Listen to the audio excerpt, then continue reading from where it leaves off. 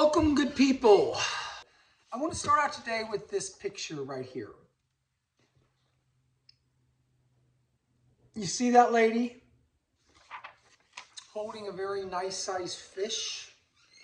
I'm going to start off today talking just a little bit about Alyssa, Captain Bob, because we had a wonderful opportunity about a week ago to do some cool aquatic things. And basically, for me, aquatics is probably one of the top three wonderful things in my life. And we got the opportunity to, on day one by Crystal River, swim with a bunch of manatees. If you've never swam with manatees, if you've never gotten up close and personal with the manatees, someday if you get a chance, Crystal River in the wintertime, southern Florida, just about 30 miles south of Tampa, is an amazing place where 12 to 1,300 manatees will show up and they will swim and they will have their babies, calves, maybe they'll call them. And if you're at the right place in the right time, you get to literally swim next to the manatees. And it was an amazing day. However, the bigger and better day was a deep sea fishing trip that I haven't experienced for a number of years. So first of all, a quick shout out to Native Fishing Charters. If you're looking for a fishing adventure and you're willing to spend about 12 hours and you're willing to go out about 80 miles, Captain Bobby Horn, Native Fishing Charters, and his great first mate, his wife, Alyssa, took myself and Lewis and a few of our venture crew boys on a really amazing deep sea fishing trip. I remember when I was looking for this trip, I hadn't fished a whole lot out of the Tampa Bay area. What caught my eye when I was looking at fishing charters was the Native Fishing Charters. And for some reason, the word native, I liked it.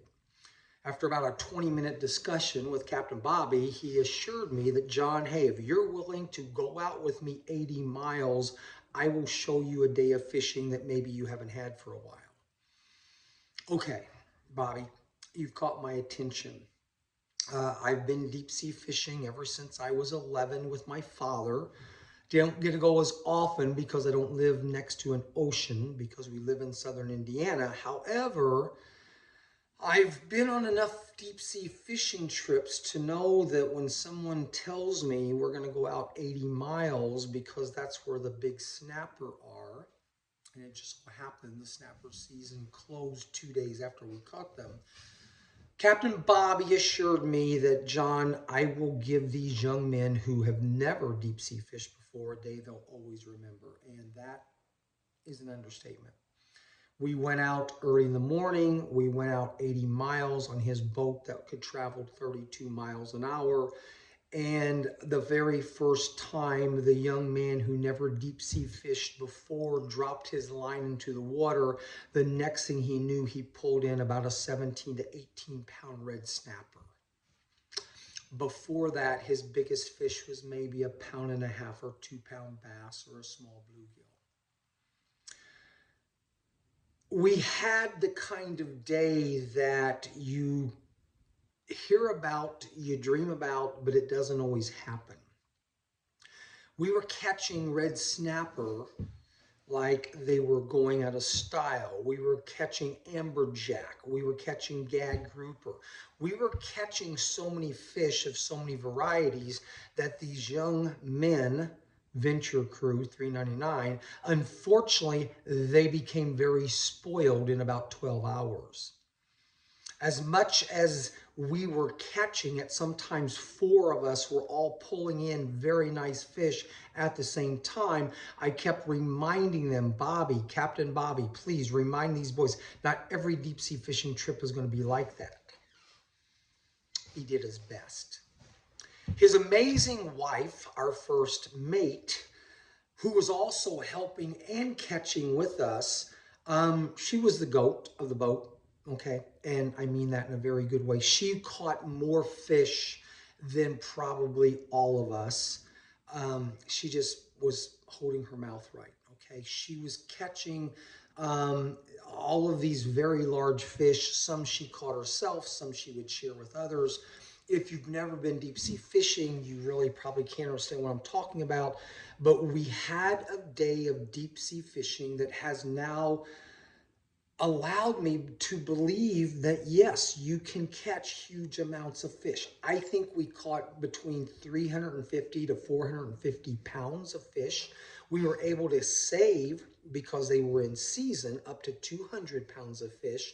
And yes, we are going to have a major fish fry for our venture crew in the very near future with some beautiful red snapper, some delicious grunt fish. We caught some hogfish, which look up a hogfish. It's an amazing looking fish, kind of strange.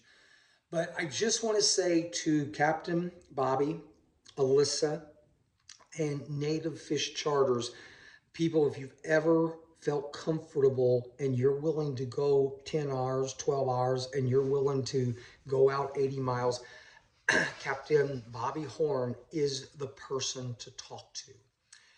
And one other little bitty side note. Any of you guys realize that right now the iconic mermaid moment in the history of this world is $1 billion business?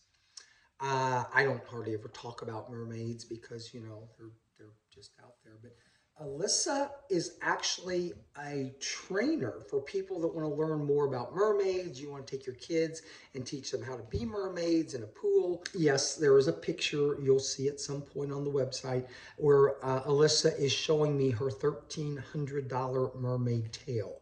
What you don't realize is the bottom of that tail weighs about 25 to 30 pounds. Anyway, what an amazing trip we had. We finished it off with a great day in Atlanta, where we went to the Georgia Aquarium. If you've never been there and you've never been scuba diving in the ocean or at the ocean, this is about as close a place as you're going to get to see what lies beneath the waters. 28 and 24-foot whale sharks in a pretty darn big aquarium. Amazing dolphin show where, luckily for us, our dolphin didn't want to splash us as much as everyone else got splashed. But if you've never been to the Atlanta Aquarium and you want to see deep sea fish from all over the world, okay, both native saltwater and freshwater fish, an amazing museum. Millions of gallons of water in some of these aquariums, and you get to see literally hundreds and hundreds of species of fish. So highly recommend it. I think I told you that 2025, I think, will be one of the most memorable years that this country has seen in a long, long time. Good, bad, or indifferent, I think 2025 is going to give our country, some will call it a rebound, some will call it regression, some will call it extremely positive, some will really struggle deciding what part of the fence or what side of the fence you want to be on. I truly believe 2025 is going to be an iconic year for this country because of the things that are probably going to change. For the good, for the bad, time will tell. That's the thing about me. I don't get too caught up in the politics of things because I'm a firm believer that time will tell if it's good, if it's right, if it's wrong, or whatever. I can promise you this, there's millions of people that no matter what happens, they will see it 100% different than other people. I'm not here to judge that. But here's what I'm going to promise you. I think 2025 will be one of the most memorable years in this country that we've seen in a long time. we are going to give the other side a chance to see what they can do with the next 4 years. We've seen what the last group did with their 4 years. And I think because President Trump has kind of had his first 4 year taste back in 2016, he's going to come in a little more prepared. He's going to come in a little more wise to what it takes to run this swamp. So I went on my walk today, the walk. We will share more and more details of what the walk is all about. So as I was doing the walk, as I've told you many, many times, my inspiration for each one of these podcasts is kind of what hits me during the walk. Remember, the walk and the golf course are only 10% of what this piece of land means to me. The golf course, as I've told you many times and will continue to tell you many times, the golf course is my dream. My dream, my preparation, my patience, my confidence is a golf course. But it's just a small percentage of what I consider my life to be excited about. When I ask you what is your golf course, again, I'm asking you a metaphor. Each and every one of you out there, whether you want to admit it or not, you have a dream. You have a dream that someday you want X. Someday you want something that you have wished for, hoped for, prayed for many, many years of your life. I promise you that your dream and my dream and every one of the other 300 million plus people in this country, I promise you all of our dreams are a little different. I absolutely promise you that my dream and your dream are not the same. So again, when you hear me talk about this golf course and how this golf course is my classroom to hopefully teach you how to become your own business person, your own entrepreneur, the person who wants to control their life,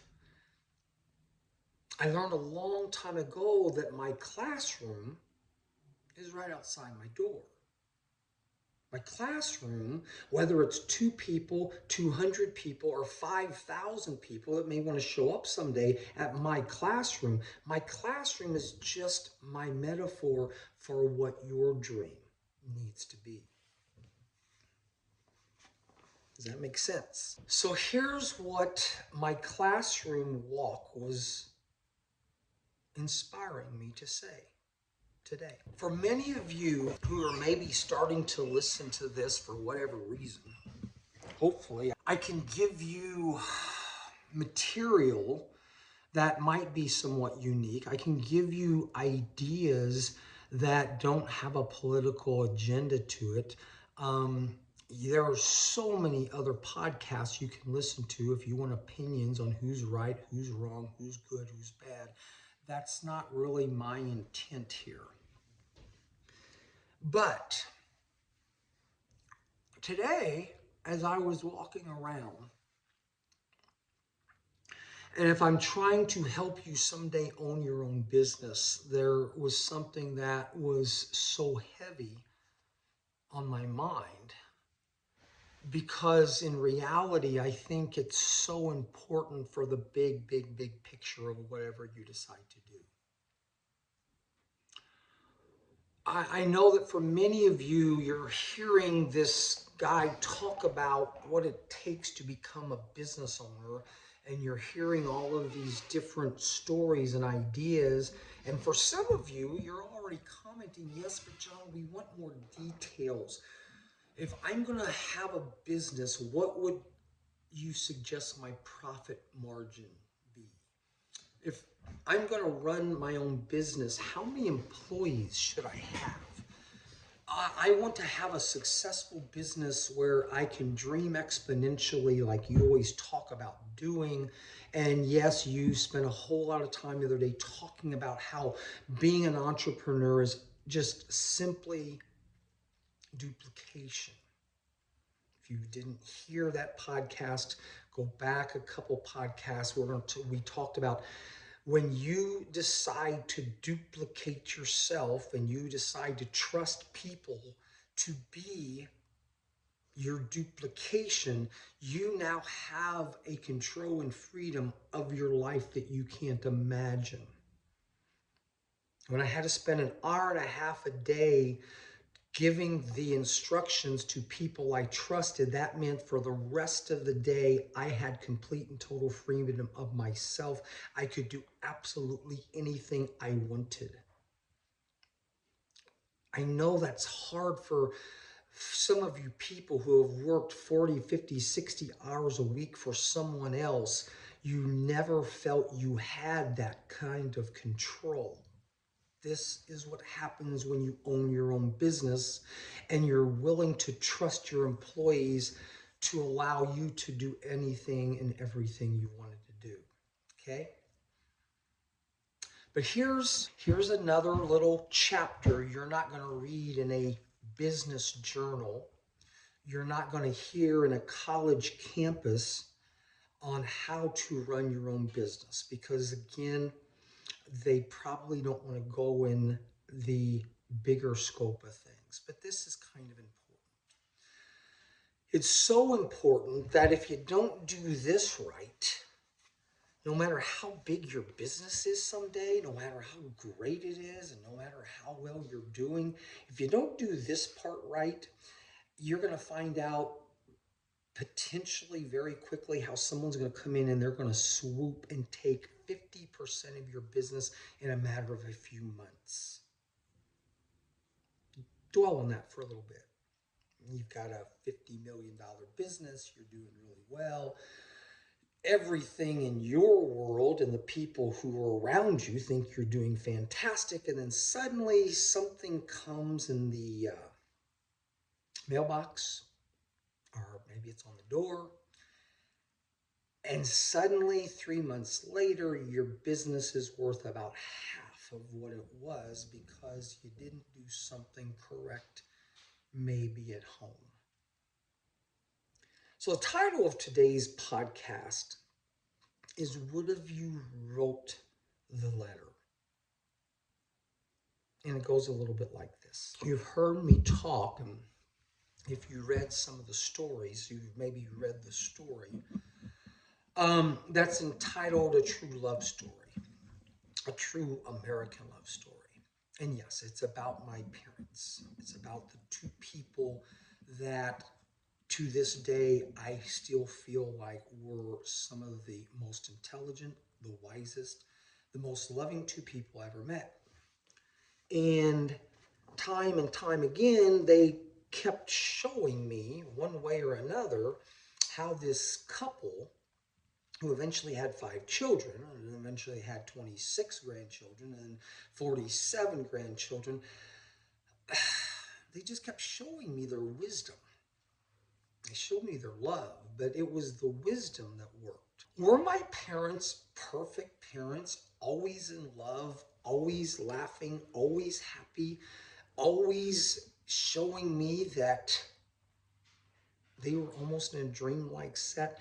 Not all the time. Remember, we are not perfect. God kind of told us we are not perfect.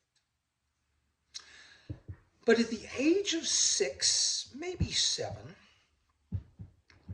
I had a moment whereby I got to see exactly how amazing my father was. You've heard me say he's a tremendously hard worker, very wise, but he had a moment in his life that showed all of us what true wisdom is. It was an evening. It was in the winter time because I remember it was during supper and the sky was dark. The outside was dark, so it was probably 5 or 6 o'clock, but it was already dark outside. And as we're having a meal, my mother and father had a disagreement. And the disagreement progressed into a discussion, and then a debate, and then a full-blown argument. Remember, I've told you that many times, whether it's with one or two other people or with it's half the nation, we start with a conversation, and then we have a difference of opinion, and then we have a debate, and then the debate becomes heated, that turns into an argument, but they never condemned each other, because they did love each other. But too often, I see the final step as condemnation, and that's what I'm also going to help maybe with someday. But anyway, my parents had finally gotten to where they disagreed on a topic so much that sure enough, the argument ensued, and we're all sitting there at the table, myself and my four other siblings. And yes, it got to that point where my mother knew she was right and my father knew he was right. And suddenly they had to go to that point where they were both so right. Finally, my father, head of the household, he thought, had to put his foot down. He had to say, no, this is the end of this argument. We're doing it this way. Well, my mother at that point had a few options on what she could then say, but her option she chose was she was pretty upset. So her option was she decided to get up from the table, and she decided to begin to walk up the steps to her bedroom. I can't remember if she was mad or crying at that point. And the next thing we knew is, we heard a bedroom door slam. My father is now holding the newspaper, which is what he loved to do, read the newspaper after supper. And I remember him reading the newspaper, but yet I don't think he was really reading the newspaper. I think the newspaper was kind of his way of understanding that, well, this wasn't exactly the way we wanted the meal to end. And this wasn't something that his wife did very often. In fact, in all the years, this is the only time I can remember her being so upset with whatever the discussion was that she left in that type of fit of anger, slammed the door to the bedroom. So this was pretty rare. And for that, I was pretty happy. But at the age of 6, maybe 7, and with my little sister, who was 4, I was a little bit upset that my father had made my mother feel so bad that she had to walk away. So, come on, Joni, I said, let's go see how Mom's doing. And as I left, I think my father could tell that I wasn't happy with the situation. I guess at a very early age, I was the kind of person that maybe people could tell how I felt also. I remember going up to my mother's room. We opened the door. I can't remember if we knocked or not. And there was our mother laying on the bed, and she was not happy. In fact, yes, there were tears, and they were not tears of joy. I remember my little sister going up and holding my mom's hand, and she was 4, and my mom grabbed her hand. And I remember saying to Mom, "Mom, are you okay?" And she said, "It's okay. I'm okay. Your father and I we just aren't seeing eye to eye right now." You weren't seeing eye to eye. In fact, your eyes were full of tears, and I didn't like that. I didn't think that was fair.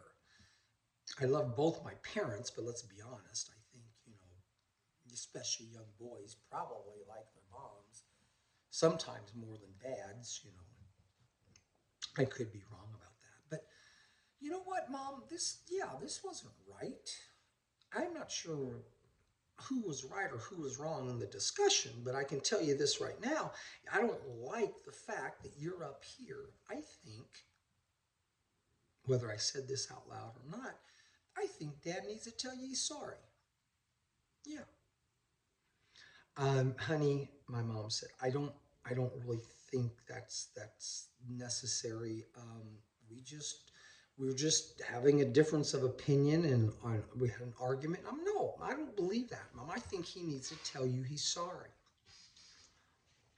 Come on, Joni, let's go down and talk to Dad.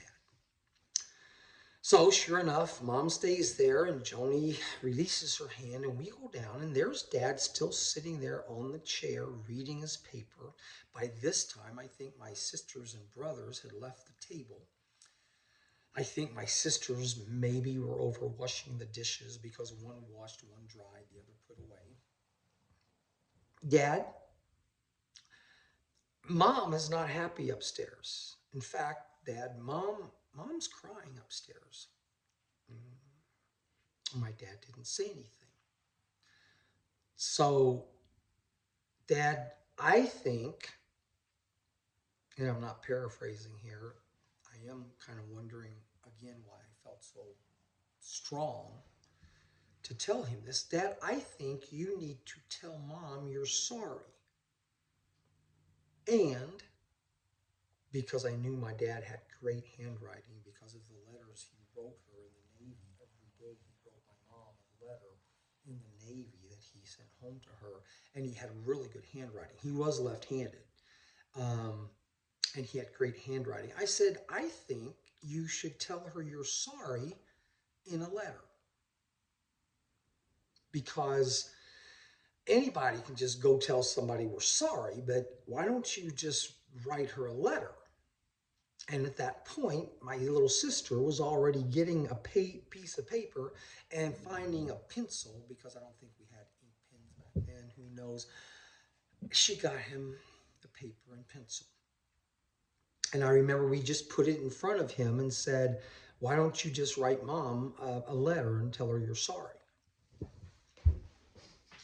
We'll leave you alone as you do this. So sure enough, we now go back up, and Mom is now still there, and she's not crying as much. I think she's a little curious as to what's going on. Mom, I think he's writing you a letter to tell you he's sorry, but we'll give him some time, okay? We'll just stay up here. And at that point, my mom was now kind of in one of those modes of, this is interesting. And she didn't see it coming. I don't think anybody did, because they probably didn't believe I was going to be asking and telling or demanding. No, I wasn't doing that. I was just telling Dad, yeah, you need to write her a letter. Sure enough, about 20 minutes later, my sister and I, after she is again done unholding, can I say unholding my mother's hand? Oh, I love English. We go downstairs. And sure enough, there's my father. He has now finished not just one side of the paper, but he's finished both sides of the paper. Okay, so my dad said, here you go. Here's my letter. Tell her I'm sorry. And will you take this up to Mom? And we're like, sure. Yeah, fine. So once again, for the third time, we're now walking up the steps, going to the door. I'm holding the paper. You know, here's the funny part. I never read it.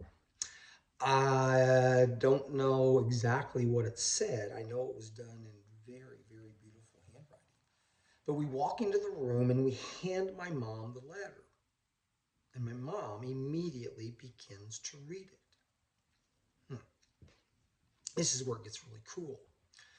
As she's reading it, I can now hear my father coming up the steps. And I can see that as my mom is reading the letter, I can now see that there are new tears in her eyes. There's new tears coming down her face. Her stress of her face is now left. And instead, there becomes this subtle glow as she reads this letter. About the time she's done with the letter, my father is in the doorway, and Me and Joni are kind of sitting there like, wow, okay. And with that, my mother gets up and gives my father the most loving, dearing, long hug I've seen them give each other for a while. Not that I haven't seen them give hugs every day when he got home from work, but this was a different kind of hug. And I kept hearing my father say, I'm sorry, I'm sorry, I'm so sorry. I heard my mother just kind of make that sound like, it's all right, it's okay, it's all right. At this point, because now the hugging is even warmer and more consoling, and I think there were a couple kisses, I felt like, okay, Joni, our work is done here. I think our work is done here. I think it's probably time for me and you to now go out and play something in the basement, or let's go watch a movie, or let's go do something, because I think, Joni, our work is done here. We left. The rest of the evening, I'm not sure when we saw Mom and Dad again. I think they eventually came out of the room. I don't know. But here's the part that's pretty cool. The part that's pretty cool is my father made a decision that night that in front of all of his kids, my father had some options. He could have been so pissed off or upset or mad. He could have been that kind of father that just got up, grabbed the keys, went out, got in the car, found some friends at a local bar, found somebody else he wanted to be with. He had options. He had things he could have done. No, my father was not a big drinker, but he still could have gone somewhere else. My father did have lots of friends, played poker with a lot of them about once a month. Here's what my father realized. Whether or not my father thought he was right or wrong in the discussion, my father realized he had 5 sets of eyes around the table.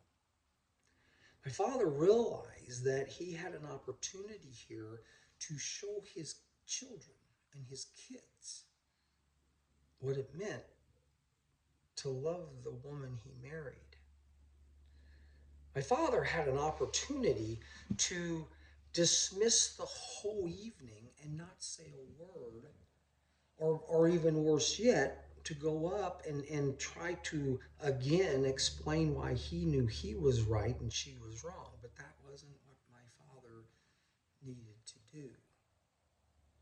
You see, my dad was not just a wise man, but he loved his wife so much that writing a letter of an apology and then showing us kids how important it was for him to show that as man of the family, he had great honor for the lady who ran this house. You'll hear me talk often about the different responsibilities between the man of the house and the woman of the house. And I think my father was wise enough to realize that this woman who has raised 5 kids and this woman who takes care of so many things at home, he may be the man of the house, but he is not the person necessarily in charge of the house. My father was wise enough to take a moment to show all of us, but particularly me,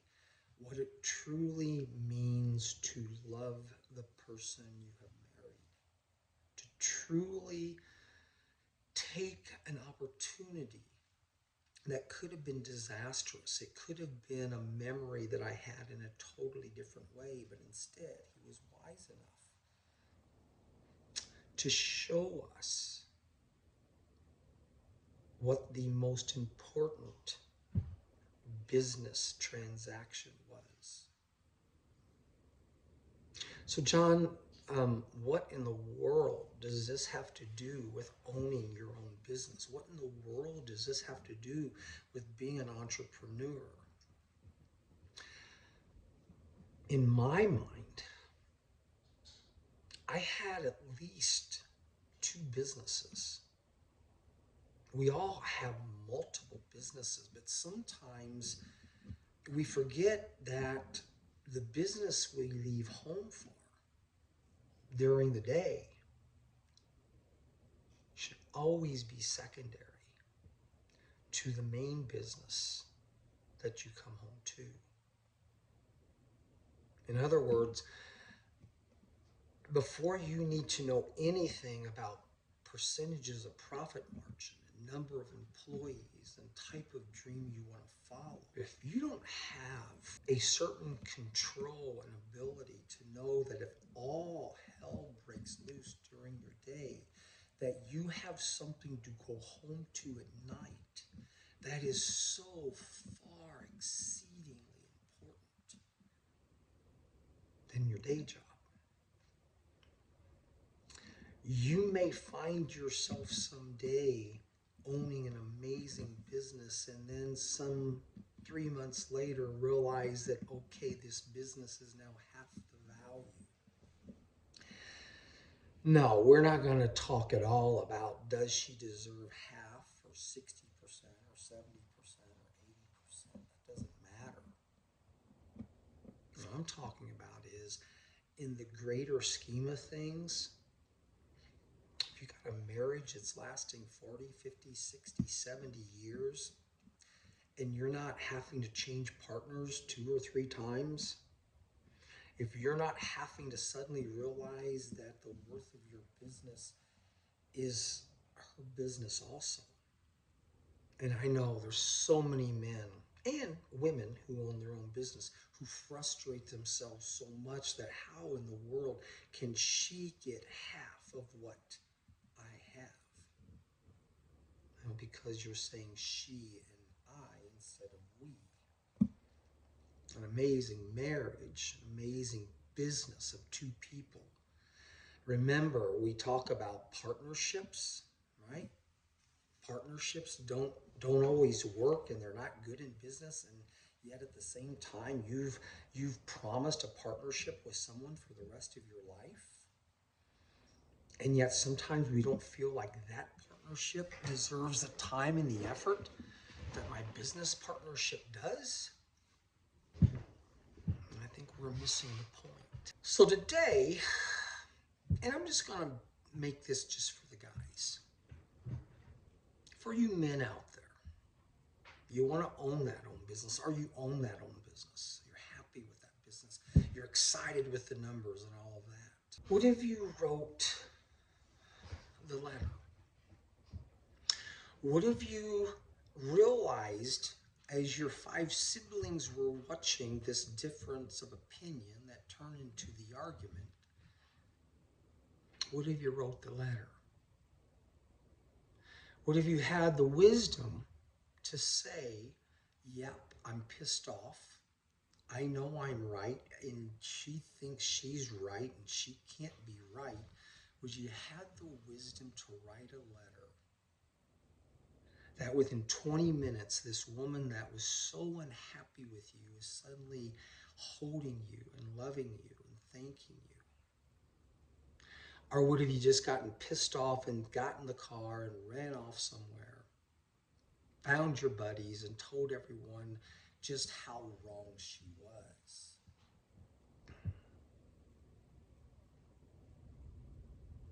Tough question. Can you process the answer? I can tell you this, if you've been married for 10, 20, 30 years, something tells me you've had these moments already. We do. A perfect marriage doesn't exist. And as I said, if you marry your opposite, you're constantly going to be having these moments of disagreement. But what have you written the letter? What have you been able to take everything that had been said and realize how insignificant it was And yet you had a moment in your life to take these 5 sibling pair of eyes that were watching you and see just who was going to be the better father that night.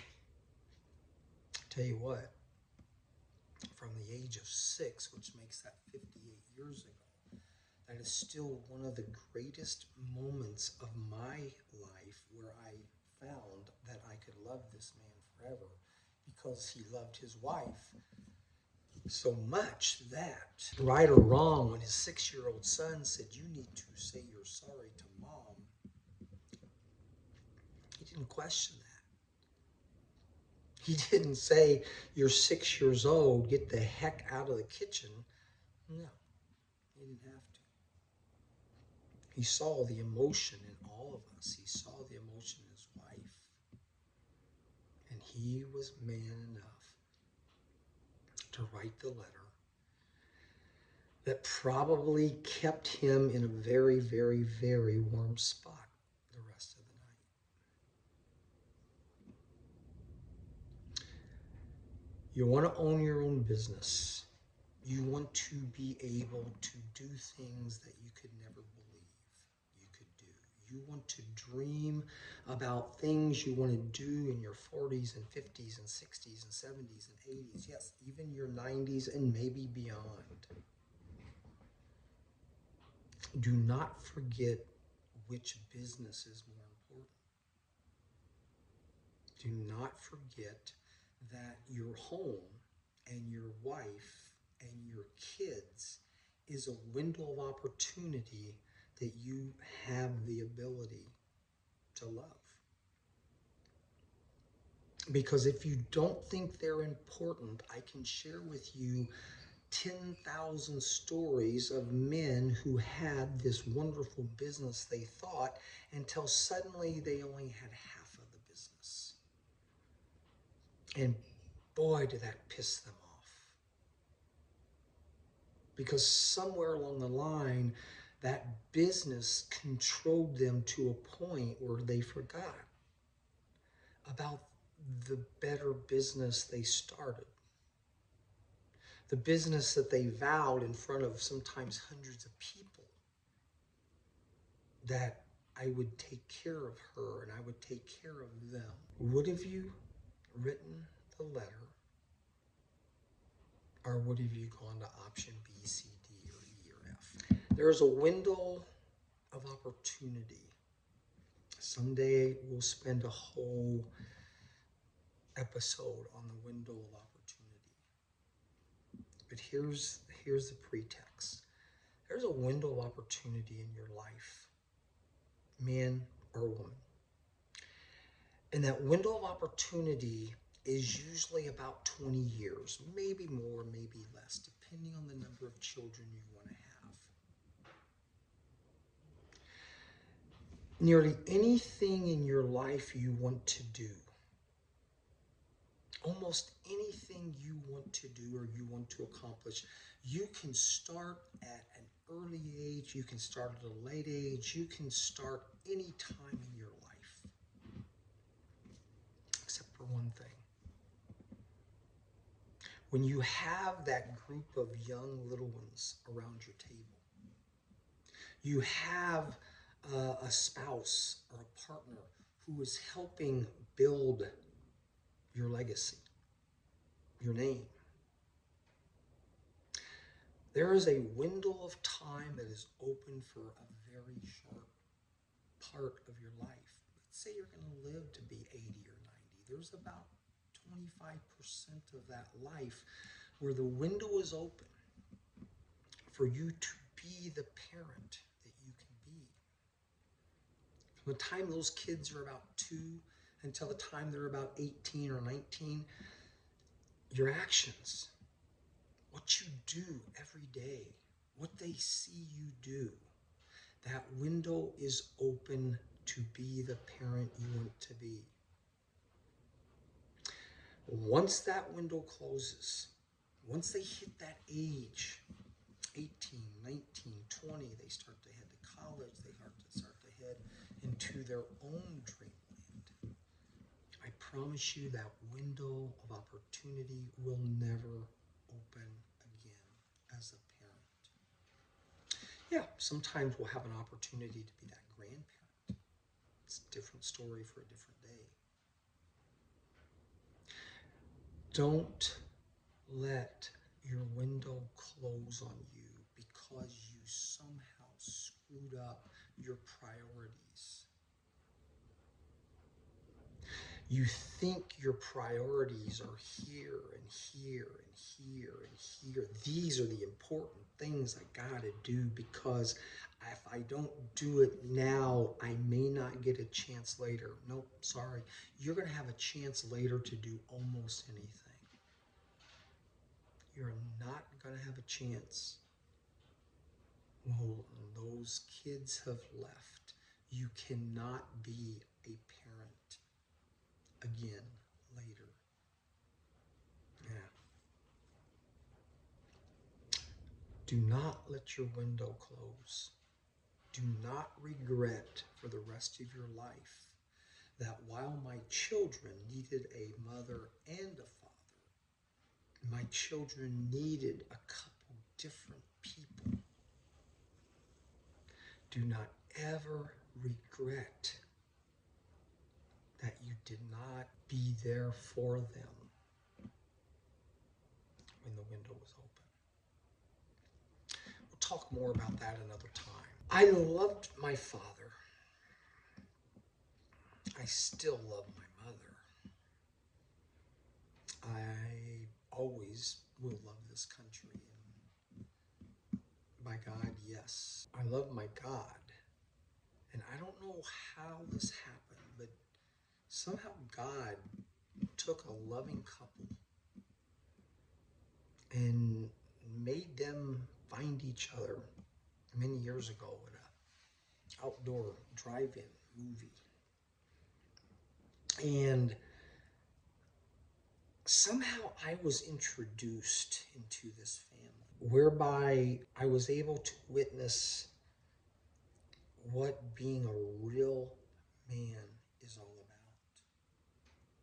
A real man who knew that he had the power, the ability, he had the control. He could have done anything that night, anything to prove that he was in charge. And he did. He took charge by writing my mother a letter that brought them both peace and happiness that you should have witnessed. It was pretty cool. So you get a chance, go to a story called A True American Love Story, and you'll read a whole lot of moments in my life from these two people that just constantly made me aware of how lucky I was. We'll talk about percentages. We'll talk about employees. We'll talk about your dreams. We'll talk about the patience. We'll talk about all of that. But that is such a small fraction, a small percentage of what owning your own business is going to be about. Because if you can come to work every day happy, if you can go home every day, realize you're going to find happiness at home most likely. You're going to find out that this business thing, it's not necessarily as tough as you might think.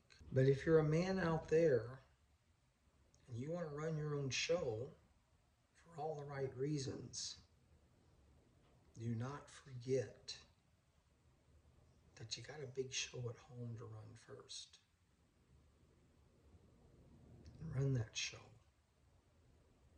And hey, keep the questions coming. TrespassingAllowed.com. Enjoy your day.